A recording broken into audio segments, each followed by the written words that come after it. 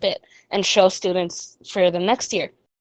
Well, one of the experiments she had was someone made an open circuit to where, Mm. of course, you connect the wires to a battery, and then on the other side end of the circuit, um, it wasn't a machine or anything. It was two metal rods connected to these wires that connected to the battery. Uh-huh. When you hold metal rods that you connect to batteries, Right. you feel the electricity. Well, the only thing I remember from that class was electricity can go through at least 20 middle school students, and everyone will feel it. And it's kind of a fun feeling being a little bit electrocuted. It's a lot of fun. And I don't know how she got away with just hours at a time of letting these 14, not even 14, we were in middle school, we were 13-year-olds These electrocuting toddlers. ourselves. Yes, basically. And it was so hilarious because I remember there were two guys in particular who had a great affinity for it. And they would have competitions. And every time we came into class, someone brought a bigger and bigger battery.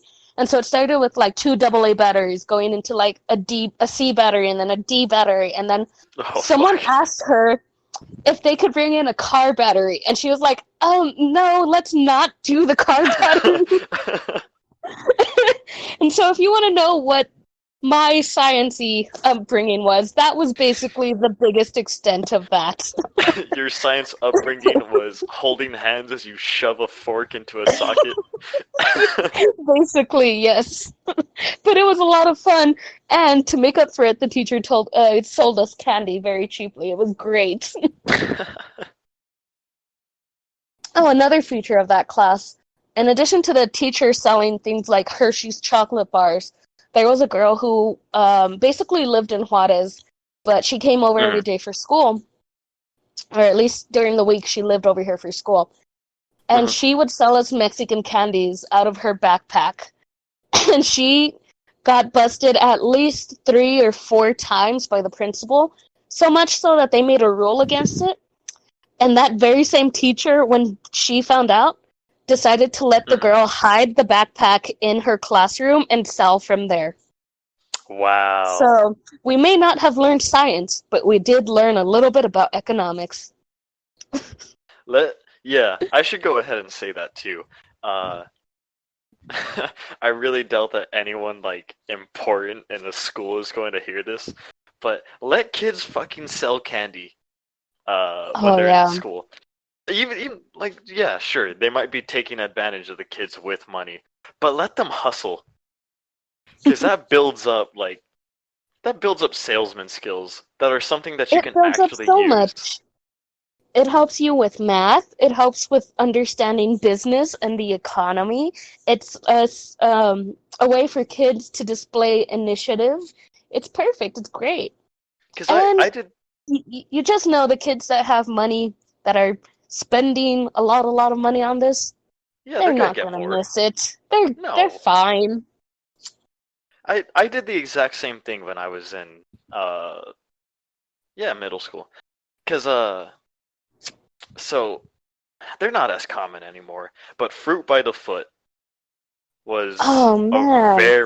very popular candy. Not even it was like fruit preserves like wrapped in wax paper, and it was a foot long, way longer than a foot long. It was Stupid barely amount. edible. It was barely candy. It was mostly sugar and like Just plastic, but it it's was like on the amazing. cusp. It was great. I remember Fruit by the Foot. I loved it. Yeah. And I remember kids would like unravel it all, ball it up, and then just shove it in their mouth and just munch on that for 30 minutes because they couldn't fully like Hmm. uh digest it. But anyway, so you could buy a box of 30 of those for like $5. And my little entrepreneurial mind that got suffocated by the man uh box of 30. and I put them all in my little. Didn't matter who, old, Oh no, younger kids, and I you're would go, breaking up a hey. lot. Oh, okay, hold on. Hold on, can you repeat the last couple seconds? Oh, yeah, yeah. So I would go with my rolling backpack with my 30 fruit roll-ups, and I would Mm-hmm. go to older kids, younger kids. It didn't really matter. And I would walk up to them, and I would go, here, I will give you a fruit by the foot for $1. And that was a steal because it was like, oh, candy in school for $1? Be- I should also say I went to a Catholic school. Candy wasn't very it was That it makes was a little more contraband. sense. Yeah, it was contraband.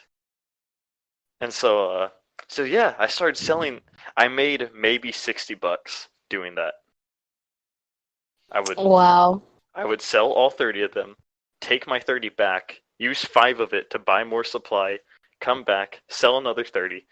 But eventually, a teacher saw me being handed $1 while I reach into my bag and give him something. And she's like, "What do you got in there?"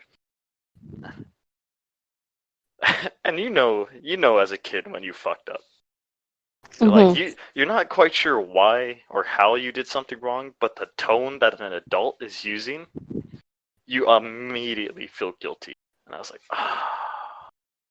And I opened my bag, and like Ah, 26 fruit roll-ups came rolling out of there. poor young Corey. You should have just taken out the one. But yeah. So she told me I could keep my fruit roll-ups. I couldn't hand them out to any other kids, and no one was allowed to sell fruit roll-ups anymore, or rather anything. Oh, So they killed your that dream. ended. Yeah, that ended my business, my black market. Man, kids are very inventive. Like, another thing I've heard is those kids that buy like those 100 packs of like glitter pens. They Hmm. used to sell those to each other too. And like I never had money. I was like rarely actually bought anything at school. But I'd see kids like, I'm selling pens, I'm selling candy. I'd be like, damn! Like, where Yeah, are you guys getting this from? I'm telling you, But let kids make their own black market. and they will. Honestly, all you got to do is give them a pack that has multiples of something, and kids will sell that shit quickly, and they will make a profit more than anything you can imagine. Like Oh, silly bands.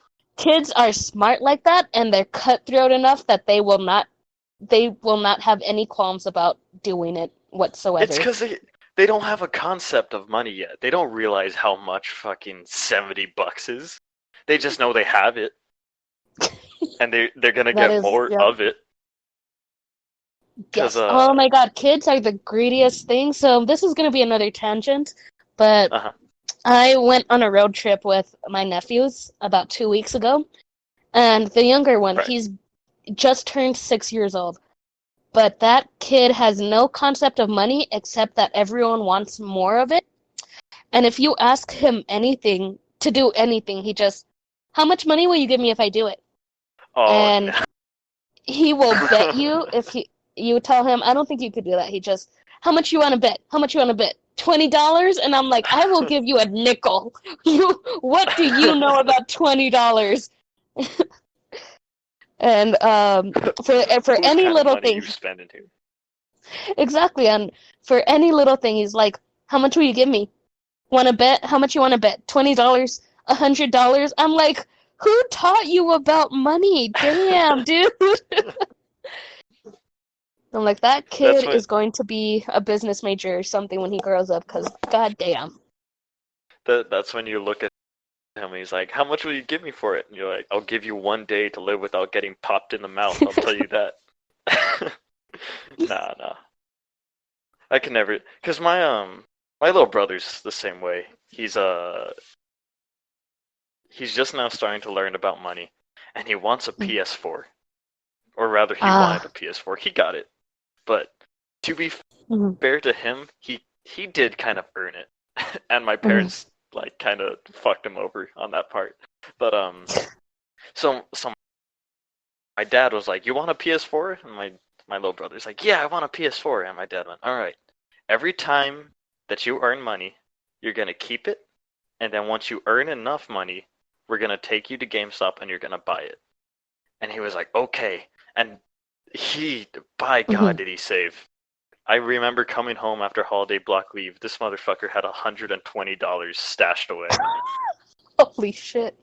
I was like, wow, that's amazing. And so, the Christmas came, and at this point, I think he barely earned a little bit more than that. He was like 135, and my parents were like, "All right, we're gonna give you your present." And one of them opened it up, and it was a PS4, and he was all excited, like, "Oh my God!" And they're like, "Yeah, we took the money, and that it was enough to get you a PS4." It wasn't enough money. These motherfuckers just took his money. They took his money and Aw. and just paid the difference. And they're like, "There you go. It's your PS4. You earned it." Aw, that's sweet though. Yeah. They let him Yeah. think he contributed. Which I mean, That is really cute. Which he kind of did. I mean, yeah. $135 is nothing to sniff at, but yeah. especially for a kid like as young as he is. That's insane though. What I think is funny is it's always the younger sibling that's great at that. Because my nephew, Yeah. it's the same thing. He's the younger sibling. Same thing with my little brother. He's not that much younger than me, but he is so much better with money. And he like is so I work, I have a job, but he also does. And he is so good at saving up. With his job, he saved I think it was close to $1,000. He was trying to save up for a car. And he so frequently he had so much more money than I did that I'd be like, "Hey, you want to go get food?" And he'd be like, "Okay." And then once we're in the car, like driving somewhere, I'm like, "Will you buy me food?" and and he's always like, "Is this why you invited me?" And I'm like, "No, I wanted to spend time with you, but also you have more money than me. Will you buy me food?" Give him that fucking look. Is this why you invited me out? Perhaps. In my defense, though, he doesn't have a car yet. He barely is like getting his license, so I drive him everywhere. So my defense is that I drive him in exchange for him buying me in your own things. way. You pay with the gas and the transportation. And the car, It's like Uber. Yep. There we go. I'm his Uber driver. But yeah, so I always, "Alex, will you buy me this No, game? I think you cut Alex, out will you again. buy me this?" Oh no, can you hear me? Yeah, now I can. All right. Yeah, so I'm always, "Alex, will you buy me this? Will you buy me that?" And he's like, sometimes he'll look at me and he'll be like, "No." And I'm like, "But I drove you to your friend's house and I picked you up at 2 a.m. and I didn't tell Mom." And he's like, "What game did you want?" I used to... Oh, hold on.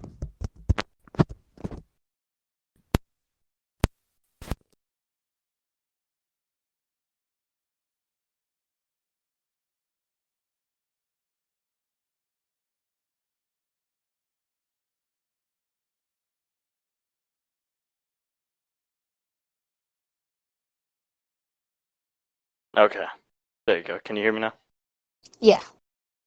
All right. So I used to be good at saving money before I got here to Fort Hood. And I saved up around $3,000. And the stupid thing that I did is I had $3,000 in my account, and like the same way, I wanted to buy a car. But for some reason, I was very stubborn about this. I wanted a Chevrolet Tahoe, specifically a Tahoe. And I tell everyone I wanted a Tahoe because I've seen it go through literal hell, but still keep running. And don't get me wrong, this thing is a fucking suburban tank. It's a domestic tank. It It's been through literally everything.